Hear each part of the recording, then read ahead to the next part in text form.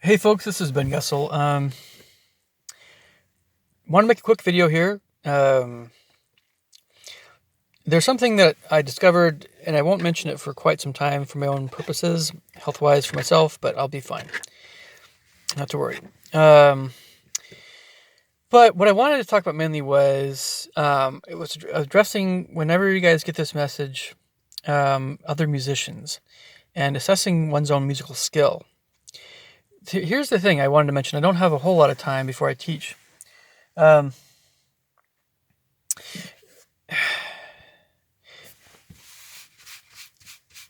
there are more musical skills than many people realize, and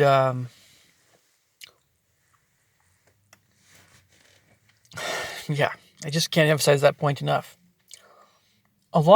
A fair number of professional musicians, mind you, professional musicians don't always either don't always see what other people have as far as a real skill level in some areas, or they don't know until they know, or in some cases they're still in that competitive arena where they don't want to acknowledge someone's skill because they want to be better than them.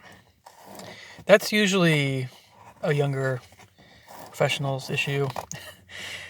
Somewhat. I don't know.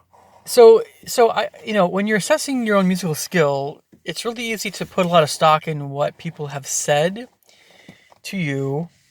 But it's only with regard to what it was that they were really, really good at. And it's also somewhat subjective to a certain extent, depending on how level-headed that professional supposedly is. Supposedly professional. Depends. But if you get a lot of very direct, for all you musicians out there, if you get a lot of direct feedback about, or more direct feedback from level-headed professionals, mind you, that's something to put into stock, but it's more something to say, hey, this is just where you're at. This is, where you need to go. But they're not taking into account any other musical skills other than what they're really good at or what they're teaching you.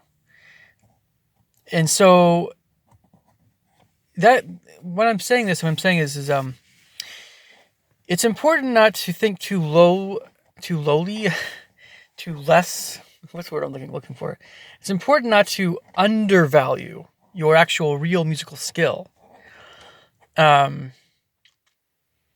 Which is easy to do because, that's the whole tone of a lot of professors, is to be really level-headed and really tough on you and everything. Still, for instance, with avant-garde professors, they're thinking about avant-garde music. They're not thinking about tonal music when they say you're at this certain level or not, most of the time.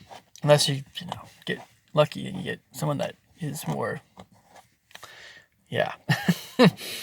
And if you talk to, the tonal guys, tonal composers and teachers, which are really kind of outside of academia, more or less, somewhat, they're only going to zero in on what they have seen of your own work. They're not going to know about the stuff you haven't shown them. And they're also not taking into account a number of other musical skills that you have that are related to composition. So, it's just limitations. There's limitations with professionals.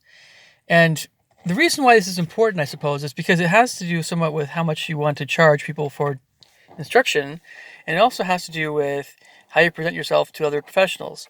It's also compounding this issue is there's a difference between real musical skill and your experience in something, how much you've been doing something, how all that stuff, right?